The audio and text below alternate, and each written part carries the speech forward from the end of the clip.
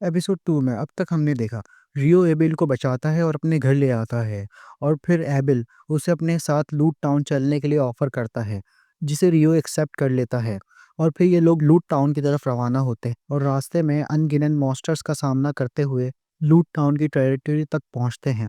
और अब आगे और फिर काफी देर चलने के बाद इनको एक सड़क दिखती है और सड़क को देखकर एबिल समझ जाता है कि ये लोग इस वक्त कहाँ पर हैं। और कहता है अगर हम इस सड़क से वेस्ट की ओर जाएंगे तो हम काइलाइडी टाउन तक पहुंच जाएंगे। और फिर काइलाइडी टाउन पर पहुंचकर वो लोग एक रेस्टोरेंट में जाते हैं, जहां एबिल रियो को एक एडवेंचर बनने की सलाह देता है और बताता है अगर रियो गिल्ड के जरिए वेरीफाई हो जाएगा तो उसे किसी भी टाउन में एंटर करने के लिए फीस नहीं देनी पड़ेगी। जैसे कि काइलाइडी टाउन के अंदर एंटर करने के लिए एबिल ने रियो की फीस भरी थी और इसके अलावा एबिल को रियो का गारंटर भी बनना पड़ा। और जो मैजिक स्टोन्स मॉन्स्टर के अंदर से एडवेंचर को मिलते हैं, तो वो magic stone direct adventurer direct guild में बेच सकता है। लेकिन अगर एडवेंचरर गिल्ड के जरिए रजिस्टर नहीं होगा तो उसे मैजिक स्टोन्स को बेचने के लिए एक एल्केमिस्ट की जरूरत पड़ेगी। और फिर यहाँ पर खाना आ जाता है और खाने को देखकर रियो एकदम से चौंक जाता है और खाने को टेस्ट करके उसे बहुत खुशी होती है, क्योंकि ये वैसा ही खाना है जैसे रियो के वर्ल्ड में होता था।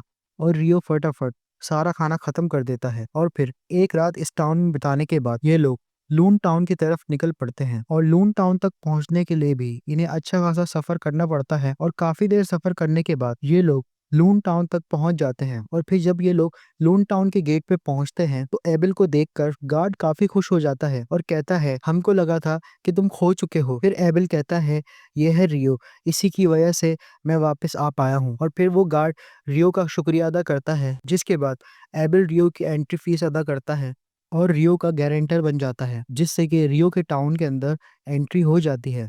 और ये लोग सीधा गिल्ड के लिए निकलते हैं और एबिल रियो को बताता है मेरा तुम्हारा साथ होने की वजह से तुम्हारा थोड़ा रैंक अप हो जाएगा।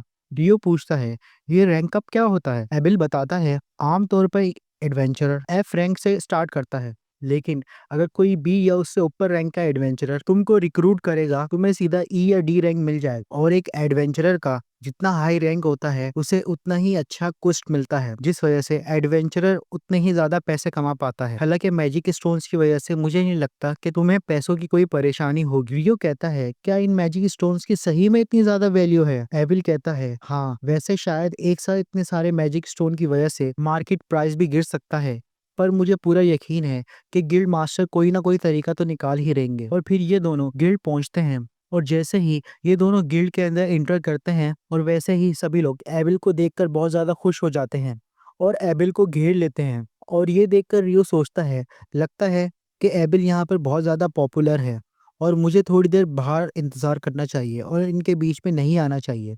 और फिर जब रियो बाहर टहल रहा होता है तो उसकी नज़र एक लड़की पर पड़ती है, क्योंकि ये लड़की लगातार रियो को घूरे जा रही होती है और ये दोनों एक दूसरे को देखते देखते एक जगह पर रुक जाते हैं। और फिर ये लड़की कहती है ये तो फेरी किंग का है और सही में तुम्हारा आउटफिट बहुत अच्छा है और लगता है उनको तुम काफी अच्छे लगे, पर मुझे माफ करना मुझे किसी काम से जाना पड़ेगा, पर मुझे उम्मीद है हम फिर दोबारा जरूर मिलेंगे। और रियो तो बस उस लड़की को देखता ही रह जाता है और एबिल फिर गिल्ड से बाहर आता है और रियो को गिल्ड के अंदर चलने के लिए कहता है। और रियो को अंदर ले जाकर वो गिल्ड वालों से कहता है कि इसका नाम रियो है और इसी ने मेरी जान बचाई है और ये भी एक एडवेंचरर बनने वाला है।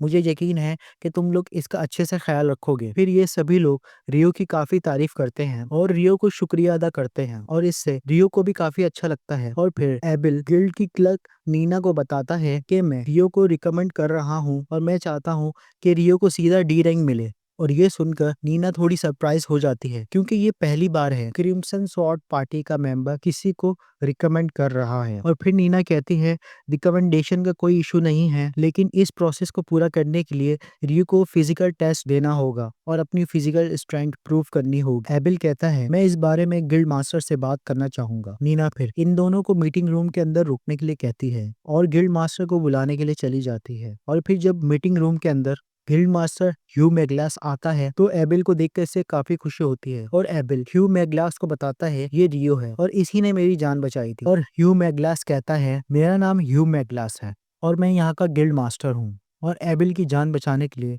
तुम्हारा शुक्रिया। और एबिल ह्यू मैगलास से कहता है, मैं रियो को रिकमेंड कर रहा हूँ और चाहता हूँ गिल्ड के अंदर रजिस्ट्रेशन के टाइम इसका रैंक अप हो जाए। तो ह्यू मैगलास कहता है, हाँ लेकिन इसके लिए रियो को अपनी फिजिकल स्ट्रेंथ का टेस्ट देना होगा। एबिल कहता है, हाँ मैं ये बात जानता हूँ, इसलिए मैं आपको पहले ही बता दूं कि रियो मुझसे भी ज्यादा स्ट्रांग है। लेकिन ह्यू मैगलास को एबिल की इस बात पर यकीन नहीं होता। लेकिन जब ह्यू मैगलास को एबिल फिर इतने सारे स्टोन दिखाता है तो वो एकदम से चौंक जाता है। तो ह्यू मैगलास इन स्टोन्स को देखकर समझ जाता है कि ये वाइवन्स के स्टोन हैं और ह्यू मैगलास हैरान होकर कहता है, तुम्हें इतने सारे स्टोन कहाँ मिले? क्योंकि इतने सारे वाइवन्स को हराने के लिए तुम्हें लगभग पूरी आर्मी की जरूरत पड़ेगी। तो एबिल कहता है, हमने उन वाइवन्स को मेल्फिक माउंटेन्स में मारा था। तो रियो पूछता है, ये मेल्फिक माउंटेन्स कौन सी जगह है? जब हमें काइलाइडी टाउन के लिए सड़क मिली थी तब मैं समझ गया था जिन पहाड़ों को हमने क्रॉस किया है वो मेल्फिक माउंटेन्स हैं। और फिर ह्यू मैगलास कहता है, ऐसा कहा जाता है कि आज तक किसी ने भी मेल्फिक माउंटेन्स को क्रॉस नहीं किया है और एडवेंचरर्स भी उसके करीब सिर्फ तभी जाते हैं जब उनको कोई काम होता है। और तुम लोग मुझे ये बता रहे हो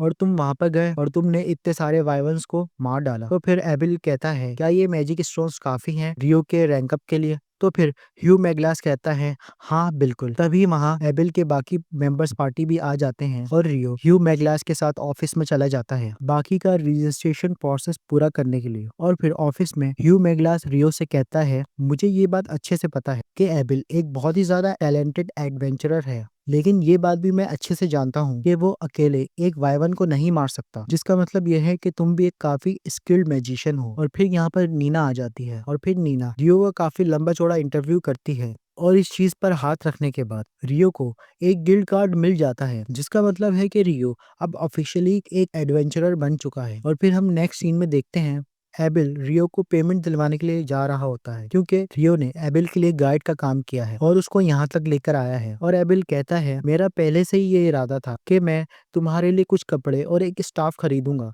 तो रियो पूछता है, लेकिन तुम मुझे स्टाफ क्यों दिलाना चाहते हो? तो एबिल कहता है, क्योंकि तुम एक मैजिशियन हो और मैंने नोटिस किया कि तुम्हारे पास कोई स्टाफ नहीं है। तो रियो कहता है, मुझे मैजिक इस्तेमाल करने के लिए किसी स्टाफ की जरूरत नहीं है और क्लोज रेंज फाइट में मैं स्वॉर्ड का इस्तेमाल करता हूँ। एबिल कहता है, तुम तलवार का इस्तेमाल करते हो, लेकिन तुम्हारे पास तो कोई तलवार है ही नहीं। और फिर रियो अपनी तलवार एबिल को दिखाता है, लेकिन एबिल को ये तलवार देखकर ऐसा लगता है कि जैसे ये कोई चाकू हो। और फिर रियो एबिल से इस वर्ल्ड को लेकर और भी काफी सारे सवाल पूछता है और एबिल से बातचीत करने के बाद रियो को पता चल चुका है कि यहाँ पर भी लोगों ने दिन को घंटों के हिसाब से डिवाइड कर रखा है और हफ्ते में यहाँ पर भी 7 दिन होते हैं और महीने में 30 दिन। और इसके अलावा ये लोग भी कपड़ों को सेंटीमीटर में मेजर करते हैं और यहाँ पर वैसा खाना भी मिल जाता है जैसा कि रियो के वर्ल्ड में उसे मिलता था। ये सब जानने के बाद रियो को ऐसा लगता है जैसे रियो के वर्ल्ड में से पहले भी कोई इंसान यहाँ आ चुका है, जिसकी वजह से इस वर्ल्ड में और रियो के वर्ल्ड में काफी सारी सिमिलैरिटीज हैं। और फिर शाम को एबिल के वापस आने की खुशी में ये सब लोग गिल्ड में पार्टी करते हैं। और फिर अब अगले दिन नीना गिल्ड के अंदर जो रियो को रूम मिला था वो दिखाती है और यहाँ पर रियो को 2 न्यू रूममेट भी मिलते हैं और नीना फिर चली जाती है और ये लोग एक दूसरे को खुद से इंट्रोड्यूस करते हैं। और फिर थोड़ी देर बाद नीना फिर यहाँ दोबारा आ जाती है एक और न्यू एडवेंचरर को लेकर और अब से ये भी इनका एक रूममेट है। और अब दूसरी तरफ क्रिम्सन सॉर्ट पार्टी के मेंबर्स के बीच आपस में बहस चल रही होती है क्योंकि एबिल ने रियो की एबिलिटीज के बारे में इन सबको बता दिया है, लेकिन लिम को इन सब बातों पर यकीन नहीं करता क्योंकि लिम्को को लगता है कि वाटर मैजिक इतना कोई पावरफुल मैजिक नहीं होता, जिस वजह से लिम्को को इस समय थोड़ा गुस्सा आ जाता है। और री यहाँ कहती है एबिल सही कह रहा है, तो फिर एक ही इंसान है जो रियो के लेवल का मैजिक कर सकता है और वो है इन्फर्नो मैजिशियन। एबिल कहता है इन्फर्नो मैजिशियन के बारे में कहा जाता है कि वो अपने मैजिक से किसी भी आर्मी को डिस्ट्रॉय कर सकता है, वाइवन्स को जलाकर राख कर सकता है और एक पूरे टाउन को उसके नक्शे से मिटा सकता है। और इसलिए रियो का उससे कंपेयर करना थोड़ा ज्यादा हो जाएगा। री यहाँ कहती है, लेकिन अगर तुमने जो कहा है वो सच है तो रियो एक बहुत ही कमाल का मैजिशियन है। तो लिन कहती है, अगर वो हमारे अगेंस्ट जाकर एम्पायर के साथ चला गया तो हम काफी दिक्कत में आ जाएंगे। एबिल कहता है ऐसा नहीं होगा क्योंकि रियो को डेबुही एम्पायर का नाम बिल्कुल पसंद नहीं है, क्योंकि ये सुनकर बाकी मेंबर्स थोड़े हैरान हो जाते हैं क्योंकि इस बात का इनको कोई सेंस नजर नहीं आ रहा। लेकिन एबिल कहता है मैं समझ सकता हूँ कि इस बात का कोई सेंस नहीं है, लेकिन ऐसा ही है। और यहाँ ये एपिसोड खत्म होता है। उम्मीद करता हूँ आपको इस एपिसोड की एक्सप्लेनेशन अच्छी लगी हो। एक्सप्लेनेशन अच्छी लगे तो चैनल को सब्सक्राइब करिएगा और वीडियो को लाइक कीजिएगा। तो मिलते हैं नेक्स्ट वीडियो में, तब तक के लिए अपना ख्याल रखिएगा।